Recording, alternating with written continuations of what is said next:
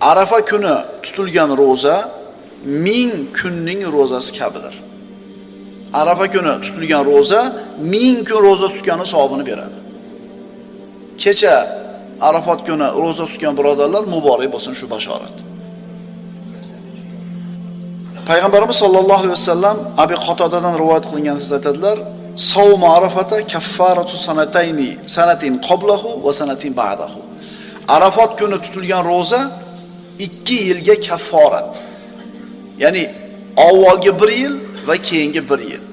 Payg'ambarimizning yana bir hadislarida Arafat kungi roza 1 yil avval o'tgan gunohlar va 1 yildan keyin keladigan gunohlarning kafforati bo'lishini umid qilaman deganlar.